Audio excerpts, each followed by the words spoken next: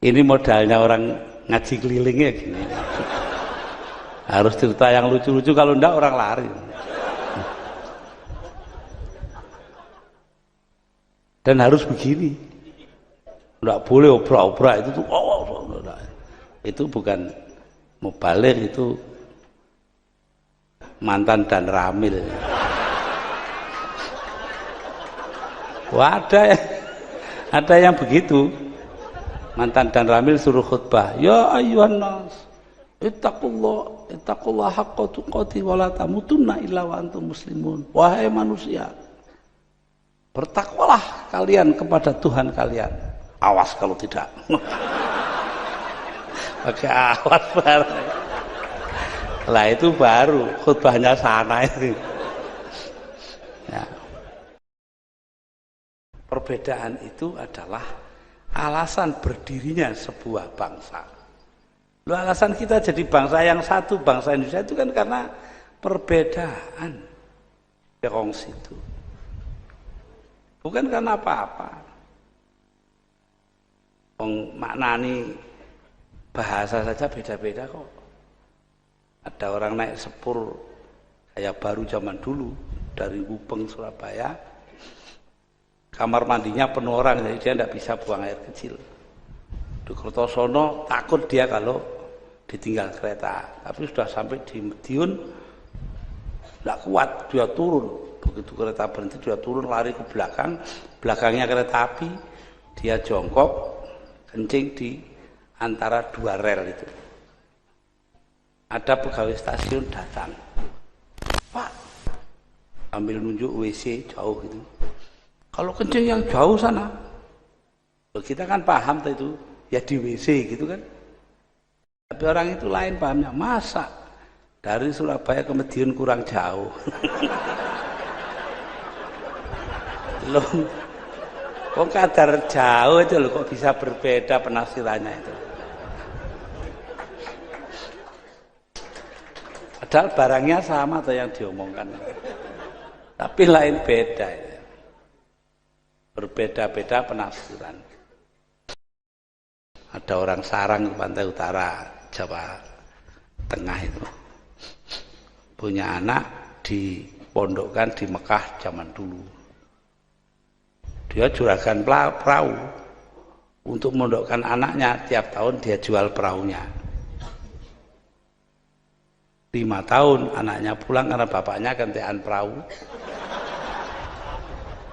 Lah begitu pulang disuruh khutbah Jumat. Alhamdulillah, biasa ini Muhammadiyah ini. Si Cidok kan gitu tuh. Alhamdulillah, NU ini loro. Alhamdulillah, lah kok telu. Alhamdulillah 4, bingung dia orang tuanya.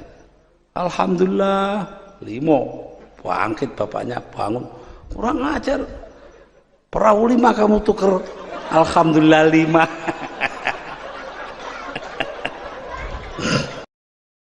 Karena di hadapan Romo, saya tidak tahan, terpaksa menceritakan yang ini belakangan ini sebagai penutup.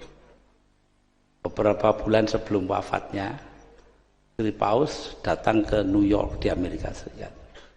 Sore-sore dia naik mobil di pinggir kota, kan sepi. Dia bilang kepada supir, "Pir, berhenti. Anda pindah ke belakang, saya ingin belajar nyetir." Umurnya 84 tahun. Jalan saja setengah mati, nyetir 2 menit masuk Solokan. Polisi datang, ngomong, urusi semuanya beres, dia tidak kecelakaan, pelan aja.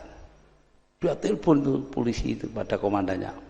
Dan saya ini lagi ngurusi orang penting kecelakaan. Siapa? Presiden? Bukan. Wakil presiden? Bukan. Menteri? Bukan. Senator? Bukan. Gubernur? Bukan. Wali kota? Bukan. Ya, siapa? Nggak tahu. Supirnya saja Paus. Sing diurusi kita malah supir sih nomburi. Saya suka ngaji orang Sunda. Orang Sunda itu di stasiun Cirebon lama nunggu di depan WC kakus. Dibuka, orangnya keluar dari dalam sambil masang celonanya keluar. Lah si Sunda ini kan orangnya halus, atos, maksudnya atos itu sudah gitu. Si Jawanya salah paham. Oh, atos mencret toh.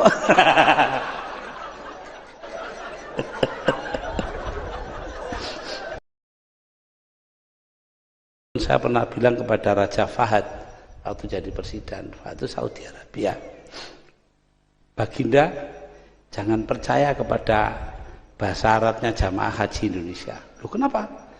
Mereka pakai bahasa Arab kuno yang ada di kitab-kitab lama, sedangkan Anda sudah pakai bahasa Arab modern. Oh ya, contohnya apa? Seorang kiai, ya, syekh dari Indonesia pergi haji, habis taruh barang-barangnya dengan pembantunya dia keluar. Di sampingnya asrama itu jalan satu jurusan. Nah, karena dia dari depan dia baca. Ya, jadi di sana itu no entry, tidak boleh masuk. Bahasa Arabnya ditulis mamnu'ud dukhul, tidak boleh masuk dari depan. Boleh dari sana satu jurusan. Kata kiainya ini kepada pembantunya karena dia nggak ngerti bahasa Arab sekarang. Orang sini. Kenapa? Karena dukhul itu kalau di kitab-kitab lama itu hubungan seksual suami dan istri. Nah situ kok mamnu dukhul dilarang dukhul. Orang sini keterlaluan. Loh, kenapa? Masa begitu kok di jalan?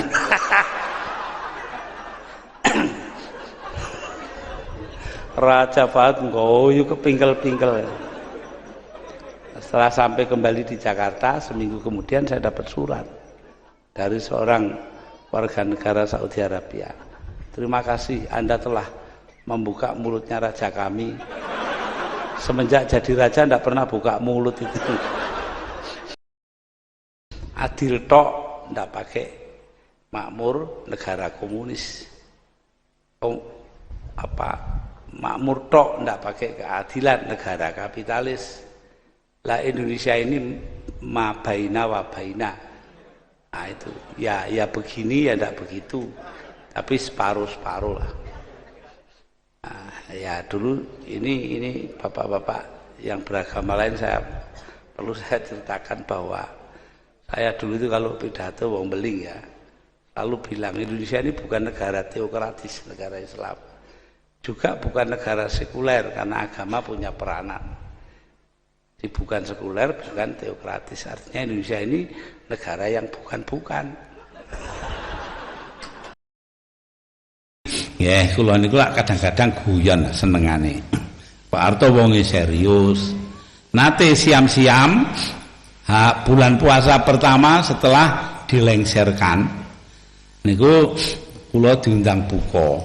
Ngejak Yai Pardi Asrori saking Lampung. Wah, mriku mantun buka dijak niku napa namine jamaah maghrib. Mantun ngoten niku minum teh. Wah. Terus Pak Harto ndangu, Gus Dur nanti sampai malam di sini. Oh, enggak Pak, saya sebentar lagi keluar kok ada janji sama orang. Tapi yainya kan tetap tinggal di sini toh. Nah itu perlu dijelaskan ini. Jelaskan kenapa? Loh Yai Pardi ini orang 4 kilo dari metro ini desa pisan. Ayo wis. Jadi kalau dia itu tradisional sekali, anggap saja kolot wis pantes ae, gak tau urun donya. Nah, terus penjelasannya apa? Penjelasannya begini. Dia diandaikan mimpin tarawih kan? Oh iya, memang ditahan supaya mimpin tarawih. Lah iya. Tarawihnya itu loh, Pak. Corek NU lawas tah corek NU nyar. Ah, bingung Pak Harto. Loh, corek NU lama, corek NU baru gimana? Corek NU lama, tarawih iku 23 rakaat. Nggih ta mboten? Nggih, kabeh tembung-tembung yang NU ngoten. Nah, terus Pak Harto takok, lah cara NU baru gimana? Cara NU baru Pak, diskon 60%. Lho sakniki lak kata sing traweh 11 rakaat e. Lah niku lah 20%. Nah niku anu napa 11 rakaat niku 40%. Jadi napa diskone luwih kathah lah gampangane. Nggih. Nah, 22%, 22 rakaat. Oh, Pak Arto ngoyu kepingkel-pingkel. Ampun kula tilar. Wangsul terus Mbak Tutut kula badhe mlebet montor. Gus, apa? Bapak itu sejak lengser belum pernah segembira ini. Ya alhamdulillah, Mbak. Bisa di elek-elek ngono ya cake presidene dhewe ya. Nggih, kula bejone teng Mbak Tutut ngoten. Tapi teng montor kula terusaken panci elek.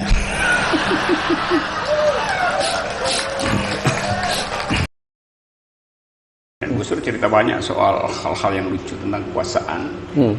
Nah, kalau kayak beginian mau Natalan gitu kan dia telepon saya, selamat Natal. Saya bilang, Gus Dur, saya beragama tidak serius. Dia jawab, saya juga ngucapinnya nggak serius. Nah, Bapak bisa cerita nggak dengan orang-orang gila? Misalnya Bapak pernah cerita tentang orang NU gila, presiden gila, dan lain sebagainya. Ya, kalau gila sih banyak banget itu. Ya, jadi ada orang, dia itu lulusan fakultas pedagogi pendidikan. Suatu hari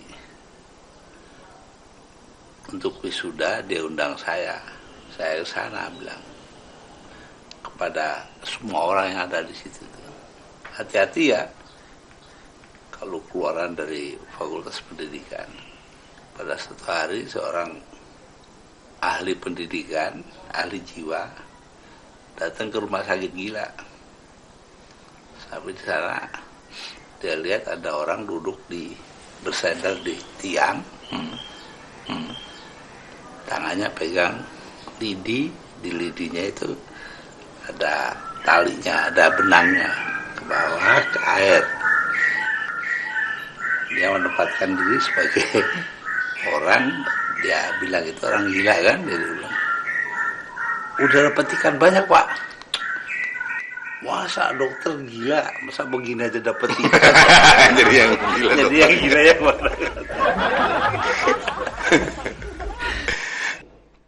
Dekatnya akhirnya rumah itu jadi gereja, dan kalau coro santrinya diwakafkan, ya lah iya, untuk kepentingan agama. Terus nggak tahu saya kenapa oleh pengurusnya dioperkan kepada Bapak Muhammad Yusuf Hasim, paman saya. Jadi rumah beliau saya tinggalnya di situ, di Tebuireng itu kan kalau nemoni tamu. Nah, jadi di sini kita melihat bahwa ini sudah lama ada di kalangan kita, tidak ada masalah apa-apa. Karena itu kalau sekarang ada yang ributkan Islam dan Islam, saya terus terang saja bingung juga. Ada pesantren ngalah, itu kan bahasa Jawa toh. Pondok-pondok dulu itu bahasa lokal, enggak ada namanya pesantren ngene ngono itu ya. Pesantren Tebuireng, pondoknya Yai Manan, pondok Singosari, sampai sekarang saya tidak tahu nama bahasa Arabnya. Iya. Oh, tahu-tahu setelah tahun 50-an itu loh. Pondok Bahrul Ulum, pondok Mambaul Ma'arif, pondok Mambaul Huda. Saya jadi bingung lah, kok cara Arab kabeh ngene rek. Ya, ini artinya formalisasi, kesenangan untuk resmi dari kalangan kaum muslimin. Ini muncul karena apa? Karena kuatnya budaya Arab. Bukan karena agama, ini soal budaya saja. Sama dengan dulu bahasa Jawa, sekarang pakai bahasa Indonesia, kan begitu tuh. Saya ingat dongengnya paman saya. Putranya ada di sini dengan saya. Pak Abdul Karim Hasim, adiknya ya saya. Numpak oplet. Di depannya ada orang bawa kurungan burung, tahun 30-an lah itu. Lalu beliau pikir mau nanya, ini burung apa ini? Ini, iki, ini. Opo apa? ini apa ketemu, tapi burung itu loh apa bahasa Indonesia. Akhirnya kalah karo wong Cina sandinge muni, ini peksi apa? Nah itu. Jadi karena itu kita melihat bahwa soal begini-begini kan soal anu saja, soal apa? Budaya saja. Enten yang Madura sekolah teng Australia. Belajar kimia. Nah kimianya anggar nulis rumusane teng bor ngoten pun mesti anggar bener mesti luluse. Mboten kate ngerti bahasa Inggris sing jero, nggih. Bahasa Inggris carane dheke niku lulus mergi rumus-rumus mawon. Bareng pun mantun doktor kimia ngurus tikete teng universitas njaluk mulih. Jarene pegawai universitas, when will you go back to your country? Kapan kau natene mulih nang negaramu? Jawabe napa? Cara Inggris tapi cara Inggris dheke. Mun tak mande ya Tuesday. Enek mone bareng. Enek kapane gak Senin ya Selasa.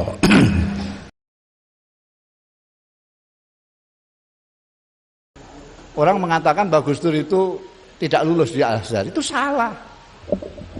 Salah. Tanyakan Kiai Sanusi. Salah. Dia memang tidak kuliah.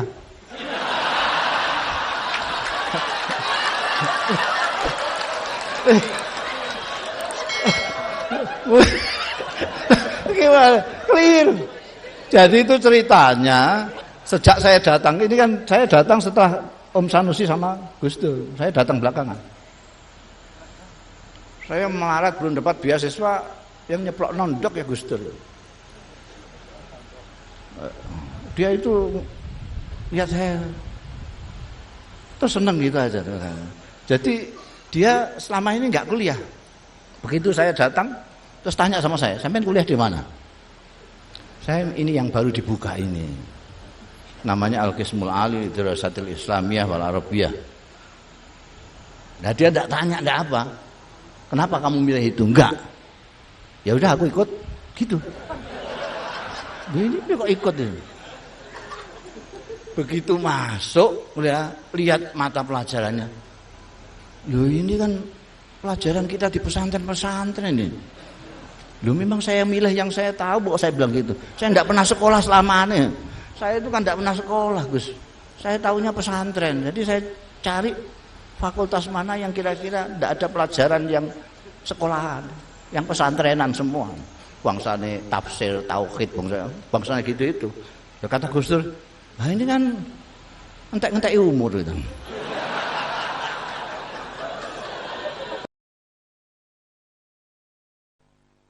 Ini kalau disuruh nutup itu bingung ya. Kenapa? Karena NU itu dulu miliknya kan wabillahi taufik wal hidayah. Sekarang dipinjam Golkar. Susah setengah mati saya nih. Ahmad Abdul Hamid almarhum dari Kendal itu mencarikan gantinya wallahul muwaffiq ila aqwamit thoriq. Sekarang di mana-mana wong NU begitu. Tapi saya ini jengkal, saya tidak mau gitu ya. Tambah yaelah wis. Wabillahi taufik wal hidayah waridho wal inayah. Wassalamualaikum warahmatullahi wabarakatuh.